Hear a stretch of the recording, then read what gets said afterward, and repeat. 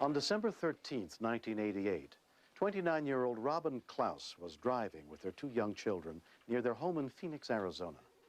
But before the evening was over, the magic of Christmas would take on a new meaning for them.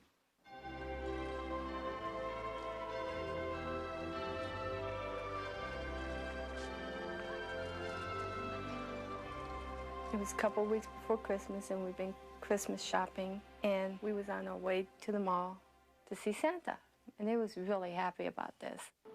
But 5-year-old Stephanie and 4-year-old Jamie were also getting hungry. We went to a drive-thru. I do have a rule that we don't eat in the car, but the kids were so excited about seeing Santa, I let them.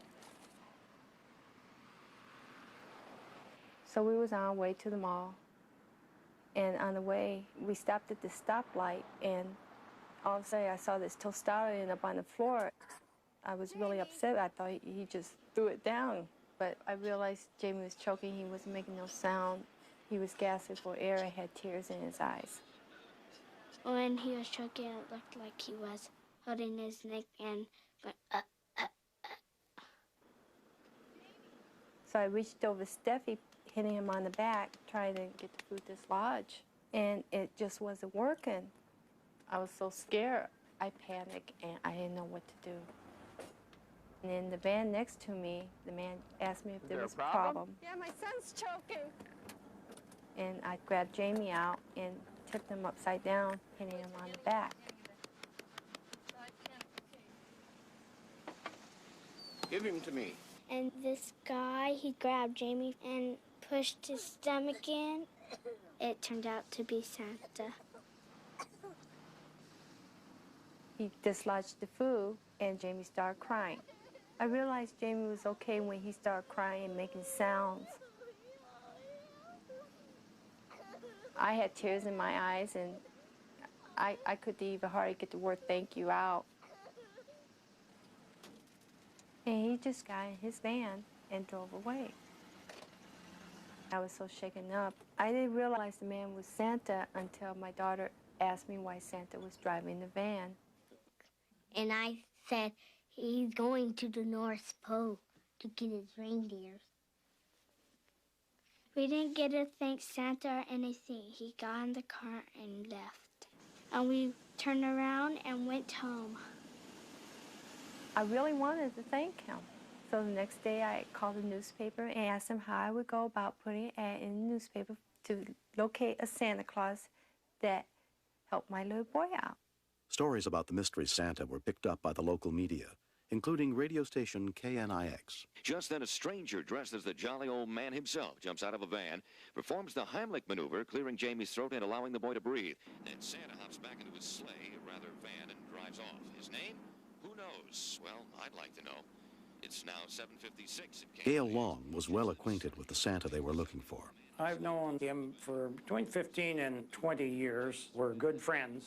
And knowing him like I do, I knew that he would never tell anyone else, because he is a type of a man that does not like to blow his own horn. So I called a radio station and told them who he was.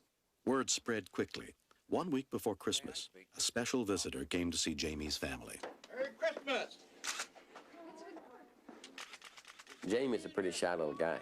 I had to almost pull him out from behind the door. Hi, buddy. Come here, let me see you. Come on. You remember seeing me the other night? Jamie thought it was really something because Santa Claus made a special trip here to the house for him. I said thank you because he saved my brother's life. I'm very grateful to him for being there. If it wasn't for him, I probably would have Jamie to this day. Here. Ho, ho, ho! Merry Christmas, everybody! That year, the spirit of Christmas touched the Klaus family in a very special way. Oh, look what old Santa has for you kids. Jamie's one with the green. Stephanie gets one with the green. He's a very warm and cheery guy. And it seems like he loves the children. Do you like Christmas time? Yes. I had Jamie go buy him a gift because Santa never gets gifts. I thought, well, for a change, Santa should have a gift this time. Is this for me? Yeah. Thank you. Jamie's a little more open now with Santa Claus. I've got a collection of coffee mugs at home. Santa saved me. I never thought I was going to meet Santa like that. Jamie still goes around telling a lot of people that Santa Claus did save his life. What grade are you in? Makes me think that I have done something, you know, for humanity. Who knows what Jamie may grow up to be. And because I was there, maybe he's had that chance to grow up to be something.